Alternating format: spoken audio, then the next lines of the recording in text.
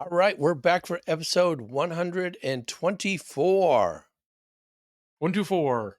Excellent.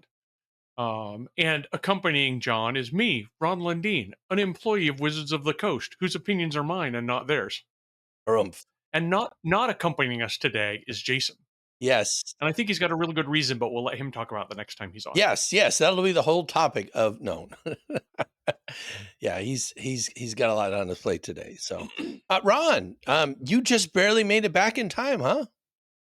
I did. We just came back from Canada. It took us significantly longer to get through the border than expected. I've learned that Sunday afternoon is a terrible time to try to get Yes. across the border.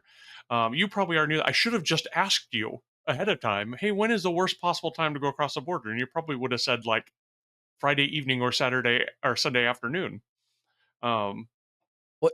but we spent more time in line in our car at the border than we did driving all the way from the place we were staying outside of Vancouver all the way home. So Wow, wow. Yeah, we go a lot weekends, Saturday to Sunday, just like you do. We don't often leave until 7 or 8 o'clock at night, though, from Vancouver. okay. Then it's a little better, but oftentimes it can still be like 45-minute wait at the border. Well, it's better than 4 hours, which is what we spent. Oh, Um, wow. Yeah. Yeah, that's so it was. I do think that somebody could run a really good business just providing a porta potty, and it's like porta potty use $10 charge. You'd get a lot of people yeah, using that when the line is just that long. But we were up there for the weekend. The Taylor Swift Eras tour ends right. in Vancouver this very weekend, this very night, in fact. And my oldest had been here in Seattle and really wanted to go with my youngest daughter, and so we went up so the two of them could go. Made me a very nervous dad having my two teenagers go into the concert alone, but I dropped them right off at the gate where they would walk in, and then picked them up right where they got out of the gate. So that was okay. And gave me some time with my wife to sort of see Vancouver a little bit. There is a beautiful suspension bridge Oh, up did you there go? that you'd mentioned. We went, Oh, and it nice. was Yeah. the Capilano Yes, Suspension Bridge yes. Taylor's version. So they were playing Taylor Swift music the whole time. And we went yesterday. We went the day after the Yeah. concert with my girls, and it was amazing. And the number of Swifties who were there was sort of startling. Right? There's like a certain conglomeration of people wearing glitter that you don't see except except at Yeah, events like that, or cities that are holding yeah, events like that. yeah. But it was great. It was a lot of fun, and it was.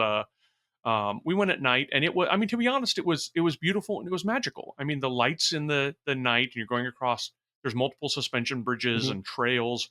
We'd heard it was going to be really rainy that day, but the rain held off, so it was sort of like lights in the kind of foggy, misty night as we walked around together, and it was gorgeous. It was just magical. It was really really pretty place to be. Yeah, Deb and I have been talking about going up there, and we just haven't been able to swing it as yet. So now we'll have to redouble our efforts to do that. It is worth it. It is great. And I thought going at night, I'm not 100% great with heights. I don't know if you knew that about me, John, but I'm Really? not super great with heights. So going at night meant I didn't realize, I mean, numerically, I knew that the bridge is 170 feet above the ground, Yes. but I couldn't see the ground very well. And so that was okay. Yes. Yeah. Well, that's cool. Well, you had a good excuse for missing Emerald Con, which I tried to rope you into doing a VIP table. Jason was able to run online for us. Oh, His that's great. What did he run? Do you know? that the a great toy caper. Oh, his free RPG Day adventure. Oh, Yeah. that's So great. with the poppets and stuff. Um, And you play, what did you play? I played an adventure run by our friend Luis Loza. It was Rain Falls on the Mountain of Sea and Sky, a Pathfinder Society 602. It kind of sets up. Oh, I shouldn't do any spoilers. There's a big thing that happens in Pathfinder where something happens major, has to do with like really big divine things. And this kind of sets the stage for that. Is that vague enough? Do you have, gosh, I don't know how we can get this without kind of a spoilery. Let me ask this in maybe the least spoilery way possible. Did it seem like you fought a lot of animals in this adventure? Yes. Okay. Yes. one of the things that I mean, Luce and I are very good friends, and one of the things that we struggle with in our friendship is that both of us are eager to and excited to talk about what we're doing, but we can't because we work for competitors.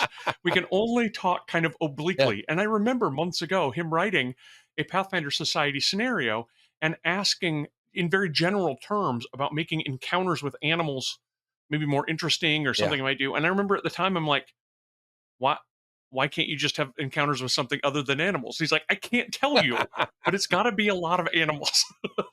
Yeah, and, this is it was a level 1 to 4 adventure, and there were probably like 4 animal encounters in there. Um, there were a lot of combat encounters, which, as we've learned at 16th level, 4 of those would have taken us 6 hours. Here, we got them all done in less than 4 hours, so Well, yeah, the game certainly plays a lot faster yeah, at the lower levels. Although, as I mentioned to you, I think the other day, the way that I've sort of pivoted in my mind to realize that at some high level play, we can only get through in an right. evening of play one fight and then maybe some role playing is to not think, oh, we're trying to do some role playing and we want to get through some fights, but the fights aren't going very fast and getting real frustrated by that. Mhm, Instead, considering the fight kind of the center showpiece of the evening. mhm, And this is where we get to use all of the mechanics right, sort of on our character sheet. Let's do really cool fighty things. And I make a habit now of making sure I'm, for example, blowing as a high level monk, right? That I'm blowing through all my focus points. right, right, Um, I want to make sure that I use all of those just because that's what lets me do a lot of cool things. And maybe the fight the next time happens to be the same day and I haven't recovered my focus points, but I get the sort of the feeling of enjoying a lot of the fun that my character can have. And then we're on to make it even better. There's some role playing before, during, or right, after right. the center showpiece thing. And so that's really sort of I think improved my attitude about how even if we're not progressing perhaps necessarily very quickly through the adventure path, it's a lot of fun. I have noticed that in the Starfinder Second Edition that we're playing, which we do tend to get through a lot of fights really fast. Again, low level. Right, right. So Well, and there's an emphasis, I was talking to, Luis about this. For Starfinder, they're kind of putting an emphasis on the society scenarios to get them more compact, maybe a 4-hour chunk of time.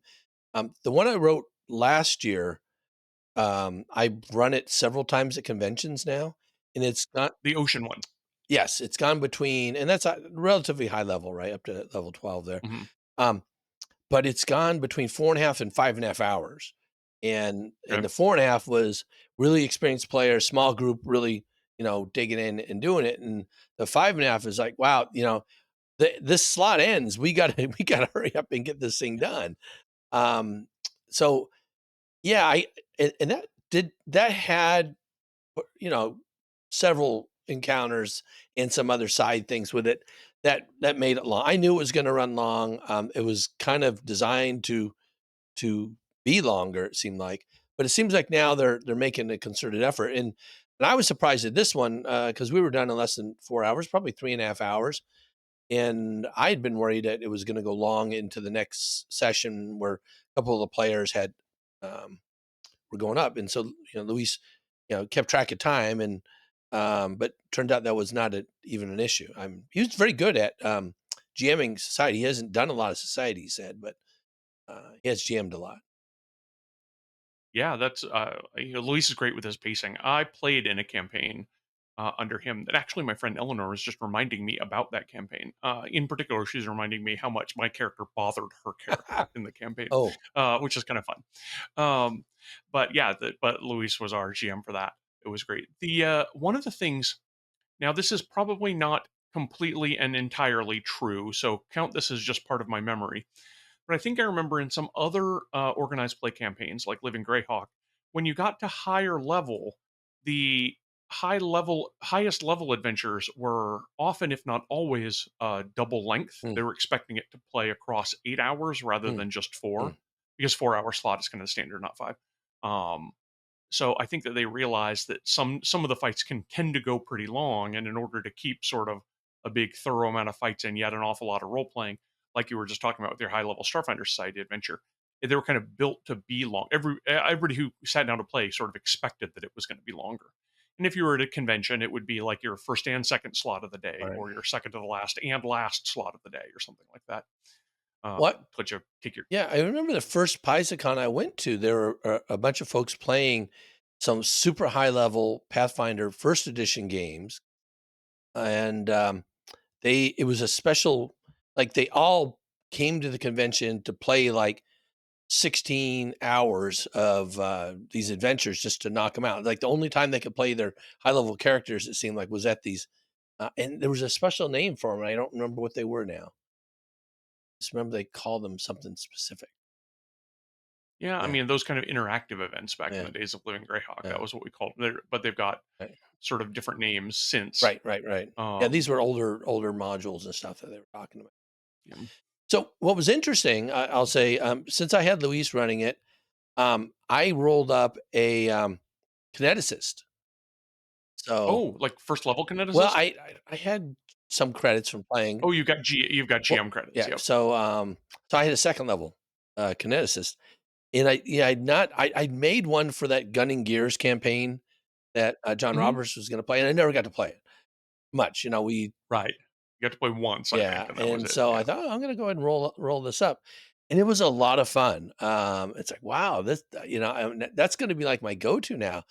And uh, I was Okay. actually wondering how that would roll in Starfinder Second Edition with a kineticist. Well, they're really. If I remember your character, this is the character who is based on Gambit, right? Yeah, I changed it up a little bit, but yeah, yeah. Okay. All right. But that's a range character, Right. right? So that fits certainly within the theme of Starfinder Second Edition, where when things go down, people don't draw swords; they draw pistols, Hmm, right? hmm. Laser pistols and whatever. So that certainly seems like it fits the theme. It would let you remain at range if you were a little bit squishier.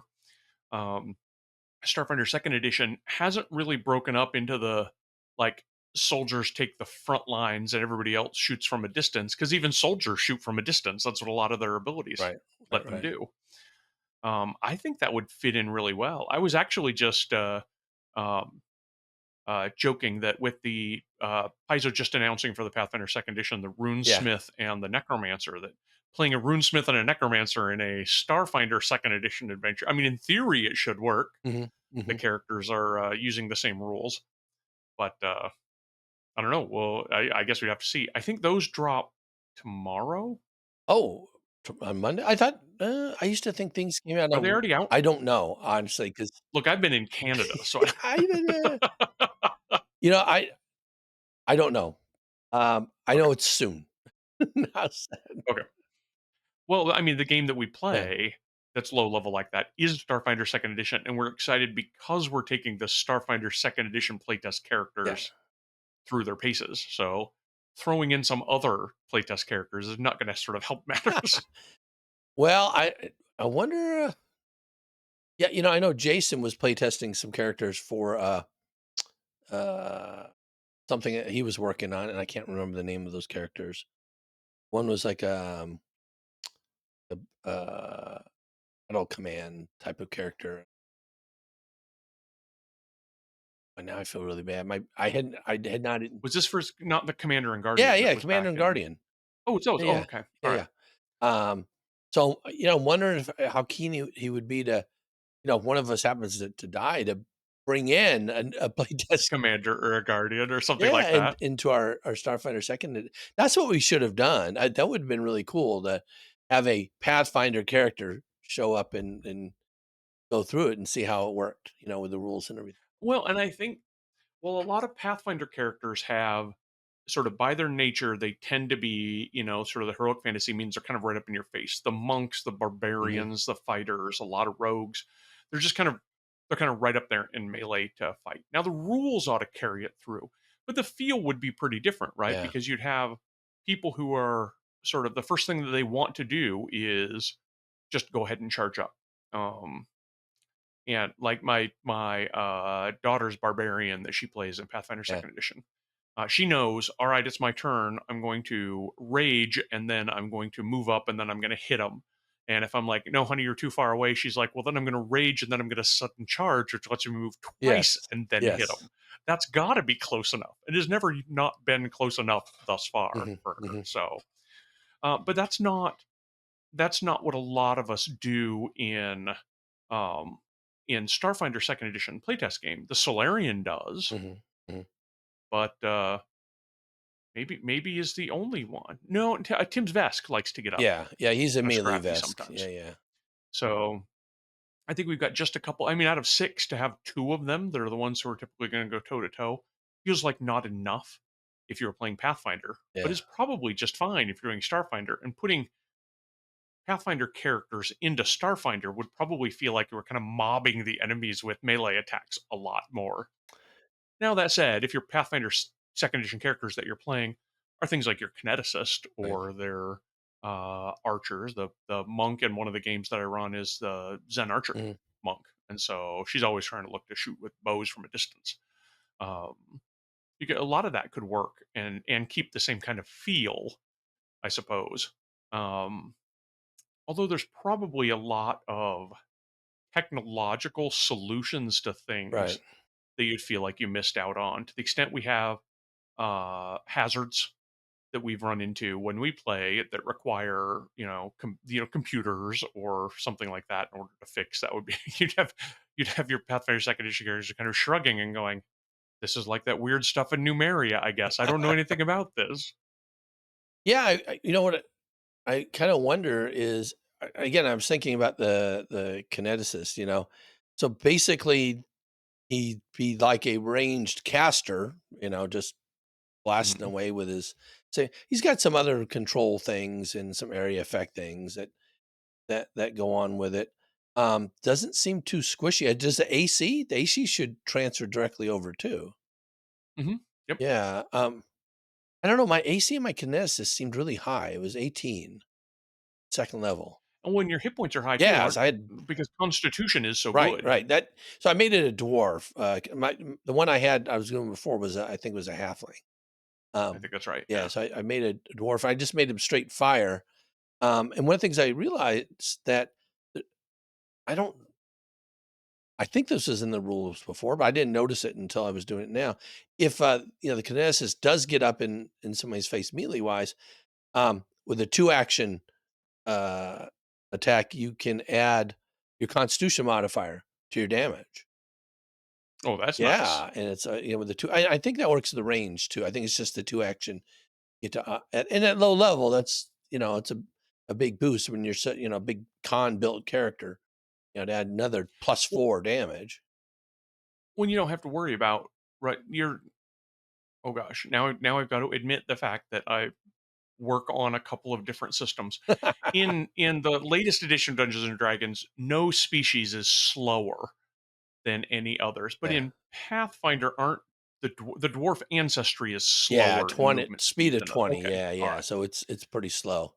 Um, but which is fine if you intend to stay at range, right, and the fighting and adding your constitution is just sort of, I mean, it's just gravy if if people happen to get too close to you. right, right. Yeah, so if you do melee, you can add your strength modifier to your damage.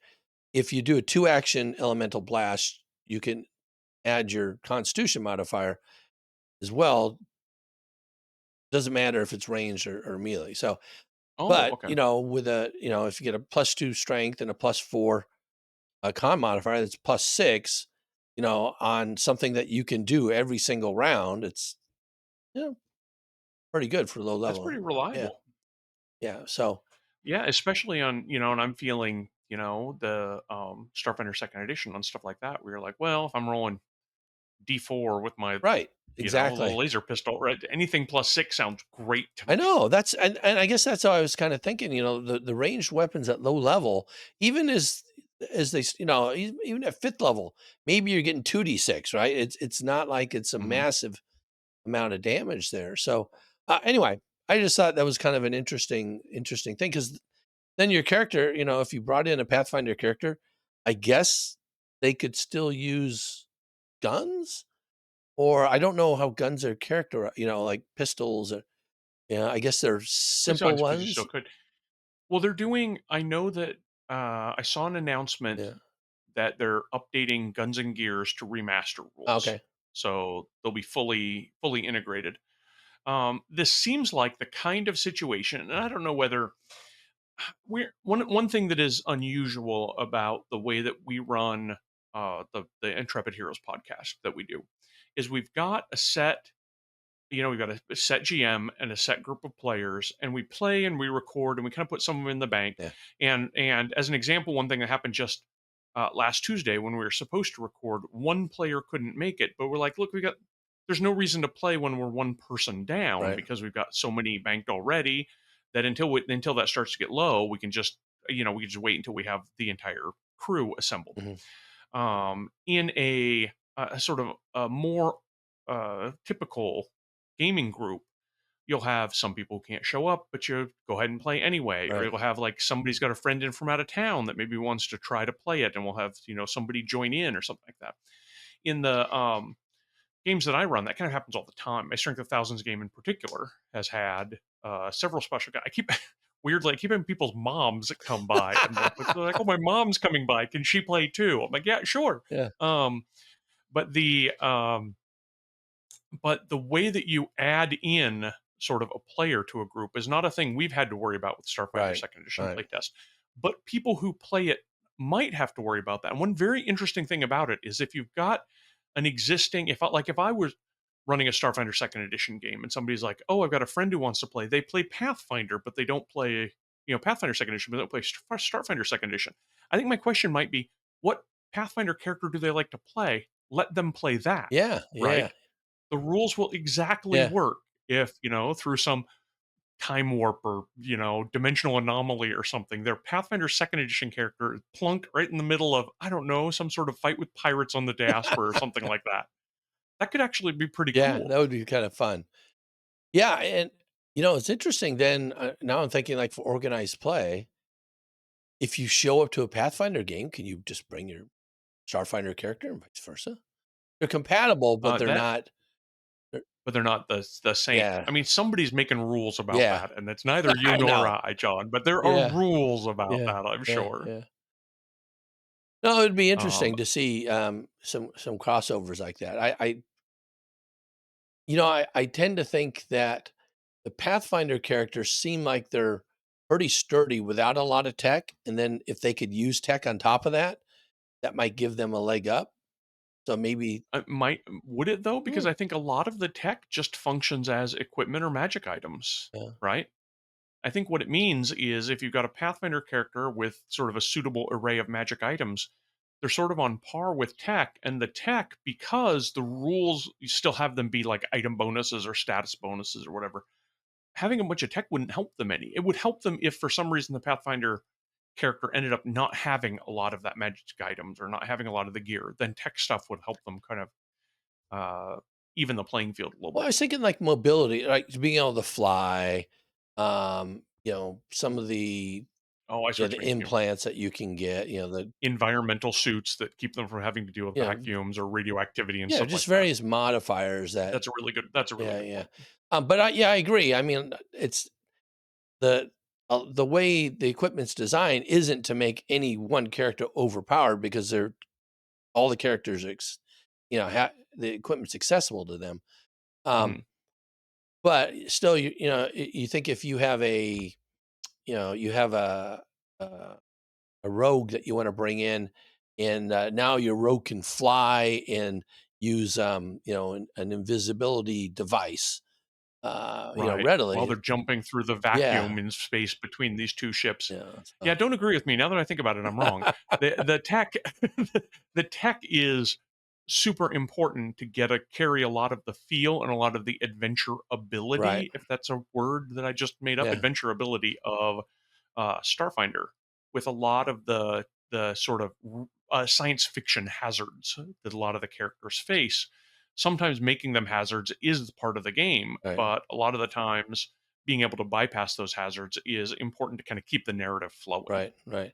And kind of the reverse. If you take a Starfinder character who's been relying on all his tech or her tech, Mhm. and all of a sudden they're in, you know, somewhere in Tianche and they have no equipment. They have to just rely on their skills and feats and abilities. Mhm. Unless they're a magic user, it could be maybe rough for them. Yeah. Yeah, there's something to be said for casters that have sort of the base cantrips they get to use Right. all the time Yeah. and stuff. That actually gives you a pretty good edge when you're going across from one system to another. And this has been the case that people who can cast spells and can do so reliably don't need to count on the magic swords or the belt of Right. giant strength Right. or Right. any of the other sort of ancillary things. So I think that maybe maybe it's probably best to break down, hey, how do these characters transfer across? Maybe split them between spellcasters and not, because I think spellcasters will fare a lot better Yeah. going across. Now, some of the trappings of the spells might not work because some of the Starfinder spells have trappings like, oh, you cast some spell that goes through everybody's comlink that's Hmm. nearby, or you make a ringtone, a motivating Yes. ringtone that Yeah. helps somebody Yeah. because it comes from your Yeah. your phone or whatever. But and that's not a just not a thing that exists. I mean, a motivating ringtone would terrify anybody in the Right. Pathfinder game, I guess, because they don't know what that is. Some weird sort of bard, maybe, I don't know. um, so some of that tech is going to be necessary there too, even for casters. But I feel like casters have had kind of an easier time Yeah. hitting their sort of their um, baseline effectiveness, just like your kineticist Right. you were talking Right. about, right? That dice plus 6 is going to be helpful no matter where you're playing. Yeah, and also thinking like the Envoy, the abilities in Envoy should translate pretty easily there because they're not really Hmm. tech based. This new soldier, though, because he's like kind of heavy weapon, ranged attack kind of thing. Tim's character, standing um, that the, the Pathfinder weapons aren't going to translate very well for that. I Yeah, you could don't look from think. one side of Avastan to the Yeah, other trying to find a blast weapon that, yeah, yeah, you'd be hard but maybe pressed. the guns and Although, gears stuff might have. Some, well, yeah, and you can also both game systems have kind of a robust crafting hmm, system, right, right? right, right. So if there isn't a thing that is exactly what you need, I mean, in theory, you can make it. Wow, that's interesting. Doing craft. So if you have a Starfinder character that goes into the Pathfinder world, can they craft all their stuff? They're not going to have all the tools See, needed. See, I knew you'd love this, Yeah, John, because you've expressed before how much you like the sort of yeah, the yeah. sort of the Yes, post-apocalyptic feel yes, and being able to put your own stuff together and yeah, having to scrape by with what you find.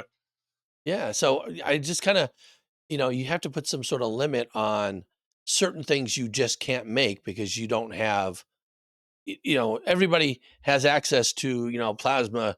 Welders and cutters and stuff like that. And normally in Mhm. Starfinder, you have it in a little toolkit.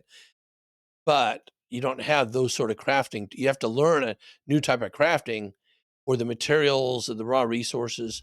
Yeah, I mean, it's Oh, that's interesting. funny because I don't think it goes the other Yeah, way, right? Because if you were somebody who was like a magical right, crafter in Pathfinder, you went to Starfinder, you're like, well, I need the runes of thus and so and the scribing ink of such and such in order to make this happen. right. Somebody just shows you their data pad. They're like, oh yeah, I got all your runes right here. Here's a whole library of them. You just scroll through whatever Yeah, you yeah, need. yeah.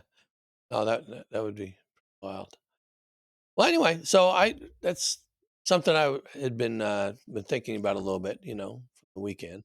Yeah, we've talked Yeah, before about Starfinder second edition characters sort of in a Pathfinder. What would happen taking a Starfinder character and put him in the Pathfinder setting? right, And I think I think my sense is that would be a lot harder for the character and a lot harder for the game right, than the inverse, right? Taking Pathfinder characters and putting them into a Starfinder second edition game.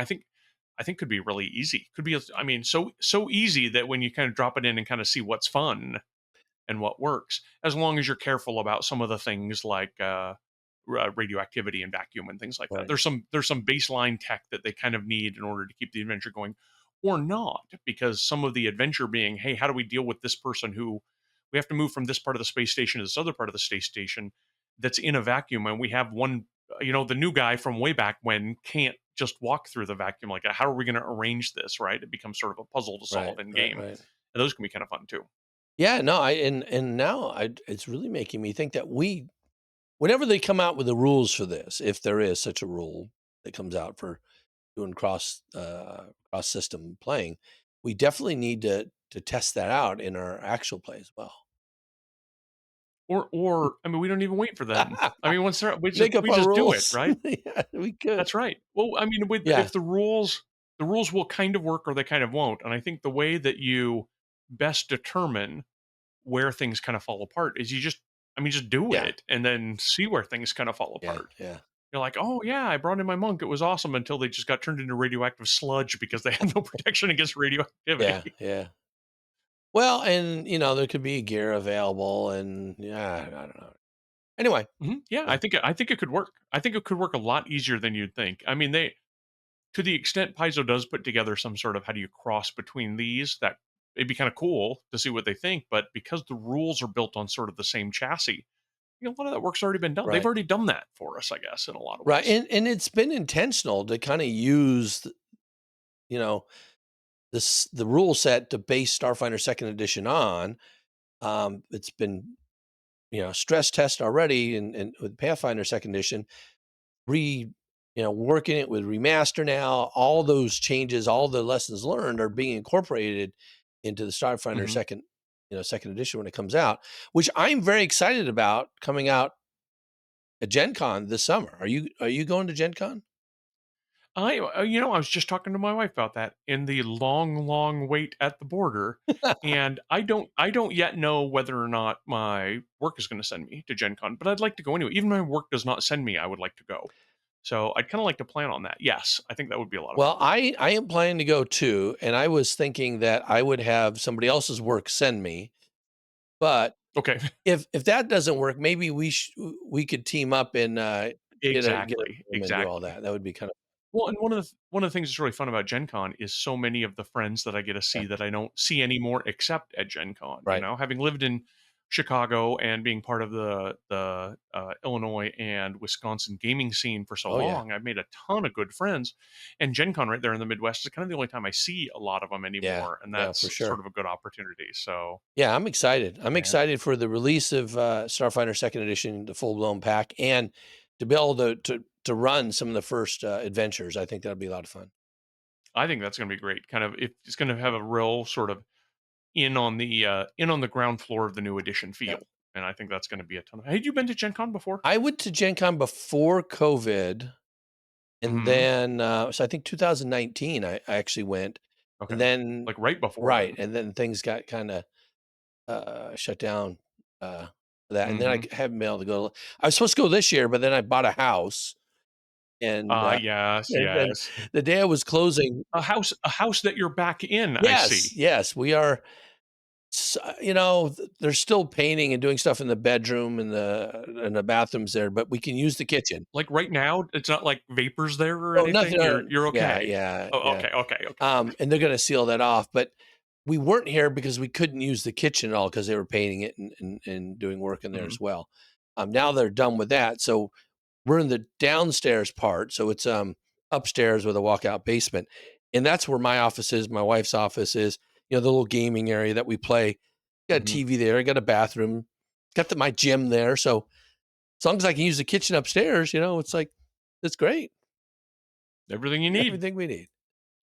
So but I think that when we play again next Sunday, are we playing next Sunday? Wait, no, not next Sunday. It'll be today. We were supposed to Oh, have played at today. your house, So two but weeks. I was Yeah. as discussed in Canada. Right. Yeah, So so 2 weeks. 2 weeks.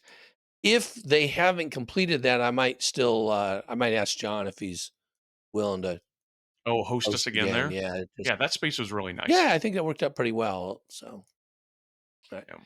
Right. Well, this has been fun. It's too bad Jason wasn't here to share because I'm sure he would have a lot of insights to add about this whole Oh, crossover. I think that's probably very true. That's true. But it also lets us just have no, very specific topic and just kind of just spin off Yeah. in the ways that we do, Yes. or the ways that we did when we The started this. good And I old wonder if people days. who've been, Yeah. well, I wonder if people have been following along at like they open up the tab to this and see that Jason's not there and go, oh my goodness, these guys are just going to ramble again for, oh my God, 35 minutes of rambling. Well, we didn't, it used to be 10 or 15 minutes before we even got into a topic. And It's I true. think That's this true. habit we got into with Jason, like getting into something quicker, is kind of rubbed off a little. Well, I think it's good I for us. think so. Good for us too, I think. All right. Well, I'm John. And I'm Ron, and this has been Digital Divination.